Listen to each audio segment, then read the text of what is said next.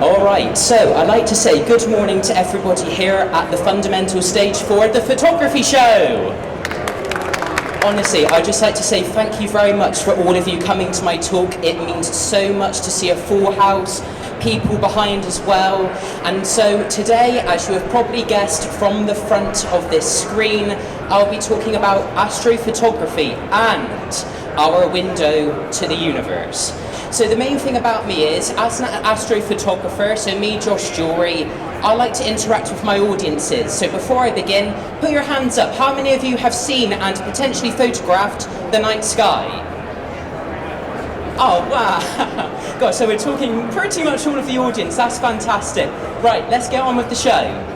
So my journey as a landscape astrophotographer, so I'm really delighted to announce a title that is an internationally acclaimed, award-winning landscape astrophotographer and science communicator. I've had the fortunate appreciation to have my work endorsed by NASA, Apollo 11, the European Space Agency, and the World at Night and the scientific journal Nature, amongst others. Alongside that, I am now an ambassador for Sigma as a Sigma creator, as well as the filter brand NiSi. I also act as a delegate of Dark Sky International. So you might have seen there with some of your handouts how this all links to my work as a landscape astrophotographer. So just to talk a bit about it, some of you are probably very familiar with this image, Perseid meteor shower above Stonehenge. This is the image which was my game changer, with that endorsement by Buzz Aldrin and then Tim Peake, British astronaut. So some of these things are the biggest steps so far in my career as an landscape astrophotographer, as well as having publicity across television channels, media, as well as the leading photographic titles. I wanted to highlight the importance of dark skies here, so this image captures the enigmatic Calanus stones on the Outer Hebrides. The story about this image was I actually took a break for 6 months when taking this photograph, and so this was the image that brought me back a resurgence into astrophotography. And so with that was shortlisted for Astronomy Photographer of the Year in 2023. But it's been very fortunate as an astrophotographer because you get to document so many different aspects of the natural world, including the Northern Lights. Who's seen the Northern Lights? Yeah? And keep your hands up if you've seen them from the UK. Yes, that's what I like to hear. They are one of the most beautiful wonders of our natural world, and it's a delight to see them for sure.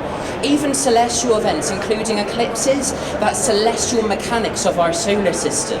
We have one coming up this week, in fact, so that will be happening on Thursday, just as a heads up. They're beautiful events to see. But also, this is the most important thing. As an astrophotographer, you're always looking to branch out for new ideas. So looking for different subject matter, so whether that be ammonites and this connection to the ancient past, or even prehistoric dinosaur footprints and the connection with ancient comets from distant edges of our solar system. But talking about some of my recent work, this was a photograph that I took on a visit to Dallas, Texas last year. It was a battle with the clouds, the most watched astronomical event in humanity, as it swept up across the east side of the United States of America. And as you can imagine, it was a very full-on event, but it led to so many opportunities. Broadcasting back to London with BBC's The One Show, and working alongside Dame Dr. Maggie Adair-Pocock from BBC's The Sky at Night. My more recent work, however, which happened on the 2nd of October, was an event which would not be seen for 312 years. What is known as an annular solar eclipse, a ring of fire event. Different to the total eclipse that I showed you previously, but this is when the moon is just a bit smaller than the disk of the sun. But what was riding on this event is this path of annularity, as it's known, would not be seen for 3 generations.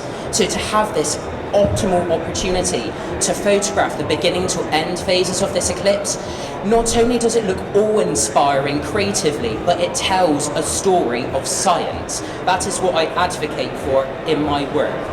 But also as well, The story of being a photographer is more than just taking a photograph. It's about giving something back to local communities.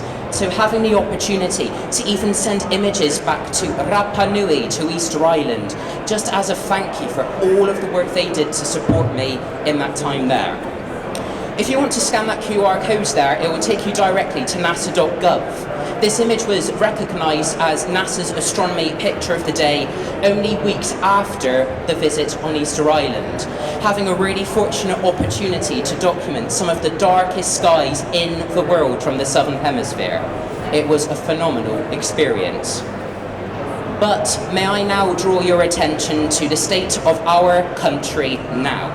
What you will see there on your screens is the impact of artificial light at night. So if you're on board something like the International Space Station, you will see how much light is spreading through urban sprawl and now the degradation of our night skies. And this is what I advocate for in photography. Right now, astrophotographers, astronomers alike, are losing their view of the night sky. There's also evidence to suggest it's impacting wildlife conservation as well as ourselves, human health. And so this is why I delegate for Dark Sky International. Give this a scan on your mobile phones now. This is a major organisation based in Tucson, Arizona, and it's a group of us who are advocating for the dark sky movement to help you appreciate why it is so important that more of us go out taking photographs of the night sky and to protect the night skies we have left. Bortle scales as well, I touch on this very briefly. This is how we measure the quality of dark skies. So as you'll see on the screen there, 1 being the darkest skies you can get.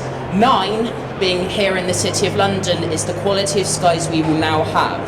And so again, it's just appreciating turn off your lights. But if you're wanting to take your own images of the night sky, the most crucial aspect is, of course, the British weather. How do we tackle that? Very simply, use as many weather apps as you can, and each one has different models you want to be looking at these things, so that you can determine when your next clear sky is. In terms of my workflow as well, using different opportunities here, so with Photoshop and Lightroom as my basics to stitch together these images, and if and when appropriate to stack and boost this signal to noise ratio in our images. Photo pills, I'm pretty certain we know and are familiar with as photographers, that help us plan alignment to various photography and astronomical events. I have a photograph here of a star tracker, okay? This is really important for astrophotography because it tracks the rotation of the Earth through the night sky, so it keeps everything in frame. And so if you can and get more familiar with terms like polar alignment and aligning these equipment, you'll be able to get some really stunning shots of the night sky with longer exposures, lower ISO, and so on. But in terms of branching out, so I've been very fortunate, as I mentioned previously, to have work published in the major photographic titles on television. The best thing I can really advise you on is to be true to yourself. You may not aspire to be an astrophotographer, you may specialise in another field, but the most crucial aspect with any type of photography is to have fun with it. And so guys, I am about to debut as a published author with 52 assignments in night photography with Ammonite Press publications. And so if you scan this QR code, it will take you directly to their website. So if you're interested to learn more about taking photographs of the night sky and beyond, this is the book for you. So, I'd just like to say, I am Josh Dury, Landscape Astrophotographer. Thank you for such a lovely audience here today, and enjoy the night skies for years to come. Thank you very much. Yeah, we've got some time for some questions. I'll just go and wait. Okay, that's lovely. So here it is, the book which has been flying around. So my very first author advance here in person. Woo! So, any questions from anyone in the audience? Was it fun? Was it all making sense yet? That's brilliant. Well, thank you very much, guys. I appreciate the massive turnout here. So hopefully enjoy the night skies for years to come. Thank you. Yes, over there. As someone with just a normal mirrorless camera and a standard zoom lens, What kind of pictures can you expect to get with that kind of equipment compared with the stuff that you've shown on the screen? I would say, actually, I advocate for the equipment that you have got now.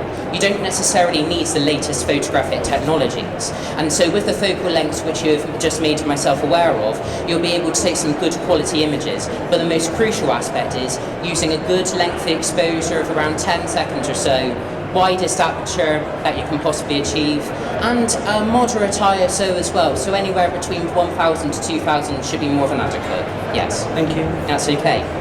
What focal length lens do you use most often? Most often I'd say I'd vouch for the 14mm, just because it provides a really good perspective of our view to the cosmos, as well as the perspective of landscape and sky. And do you use filters too?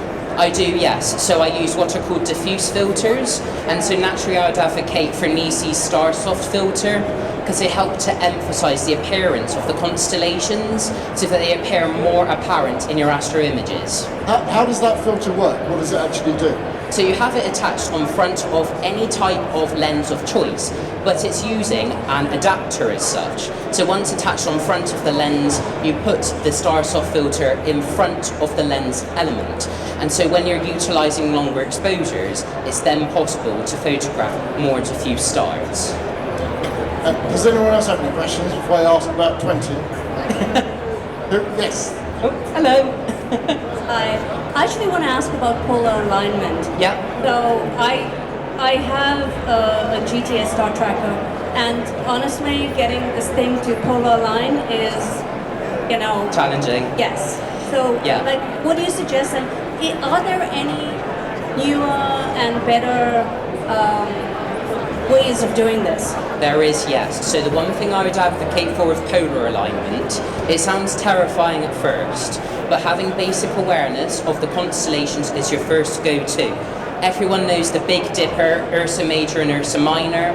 You want to be locating the pole star Polaris, which is near to what's called the North Celestial Pole. So using star trackers, we're trying to find the location of the North Celestial Pole. And we use Polaris through various star viewers and finders within polar alignment equipment to locate that position.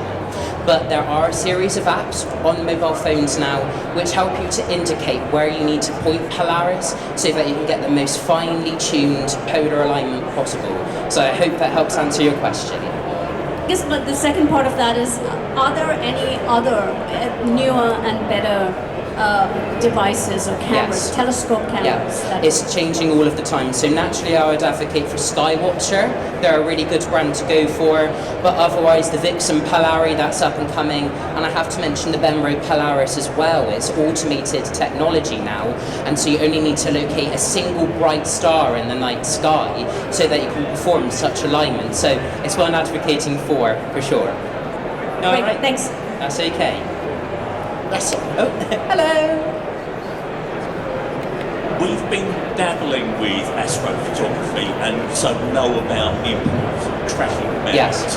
I fear the answer is going to be no, but are there any relatively inexpensive tracking mounts? We don't want to invest a fortune in Yes. something we're only going to do very often, very little. I would say actually there are some cheaper alternatives out there. So I mentioned Skywatcher before. Yes, it's more complex and there's a bit more learning around it, but they are of a cheaper price bracket as well. The Vixen Polari as well, I'd also advocate for. It's much more portable than the Skywatcher. And so again, it's just looking at your options. Every photographer is different in their wants and needs as well. So it's just looking for the equipment that's right for you. Very basic question. Any tips for taking pictures of the Northern Lights with a smartphone? Northern Lights, that isn't a simple question at all. If anything, it's really, really important. More of us have mobile technologies now, and so really, when you're taking images, I'd advocate anywhere between 3 to 4 second exposures. Most modern cameras now, they have free lens elements, so they let the light into your mobile device. But the most important thing is have a steady hand, and if necessary, have a mobile tripod as well. And so you can just advocate for taking images using those integrated exposures. Yes. Okay. Any other questions? How did the pigeon get in? Heavens above. How do you keep your kit warm when you're shooting? So that you have what are called lens heaters. So as you can imagine, in the United Kingdom, we're in quite a moist climate. And so by having a lens heater, it's a fabricated piece of equipment that wraps around your lens. So using a battery source, you connect your equipment so that effectively the heat source is concentrated around the lens. So once you do that, it is to try and prevent water vapour and condensation from occurring on the lens element. Which one do you use? So I use the Kuwu lens heater on purpose because it's of an affordable price bracket. There's different ones out there, but they all do about the same thing. And so again, it's about affordability when taking photos at night. Any other questions? Okay, I'm going to go for another one then. When you're tracking stars with a moving head, Yes. but you've got foreground stuff in the shot, too, Yes. like Stonehenge, for example, or rocks or something. How do you keep the stones still while you're tracking the stars? So there's different speeds in which you can set your star tracker to. So when you're utilising your exposures, it can track between shots exposures of the sky and the land. But you can also use composite images. But I must make you aware, the purpose of my work is to create as true to nature images as possible. So if it's justified within the imaging session and you acquire your foreground and background images, then they can be blended together into a single image. But again, it's that justification that they need to be taken during that same imaging session so that we can get as true to nature images as possible. And when you're shooting the swirly stars, Star trails, yes. around the North, is it the North Star, the Pole Star? Yeah, so the pole star How clouds. long an exposure do you need to get an impressive enough effect? An impressive enough effect, I would say, is around an hour or so, but I've seen astrophotographers push for 24 hours previously. It takes a lot more integration time, understandably, even throughout the year to get the acquired exposures. But in theory, if you're starting out wanting to have a bit of fun with it, 1 hour. That's Yes. a long time, isn't it? Yeah, keep your camera set up in a stationary position and you're capturing the gradual motion of the stars as they rotate throughout the sky. What do you do while you're waiting? What do I do? I'm planning ahead for the next image. You know, it's one of these things as an astrophotographer, you're always looking for the next event, so it's all happening. It's You're not playing Candy Crush Saga on your phone. yes, for sure, for sure. So with regard to star trails, there's a lot of trails that are not stars, that, you know, satellite trails and things like that. So how do you handle that? Yes, unfortunately so. So this is another environmental effect now where the night sky is concerned, and it's the impact of mega constellations. So I won't go naming organisations, but those launching mega fleets of satellites into the night sky. But there's evidence to suggest now in 2025 there are actually more visible satellites in the night sky than there are visible stars in each of the hemispheres. So during my talk, that's something I advocate for, is that we might well be one of the final generations to see the night sky in its entirety, and why it's so important to make a voice for this now. Any more? Yeah, oh, hello sir. Going back to the question of star trails and long exposures. Yes. Do you use any particular software to stack a series of images Yeah. to get them back into place so they don't wander? Definitely. So Star Stacks is the most popular form of star trail software, and so the idea is you put your images into the software and it blends them into a single frame. So once utilised, you can save that final image, and if you've justified that as a composite image, for example, then you'll be able to blend your foreground and background shots, yes. Does anyone else have a question? Brilliant. Well, let's have a big round of applause for Josh. Oh, sorry.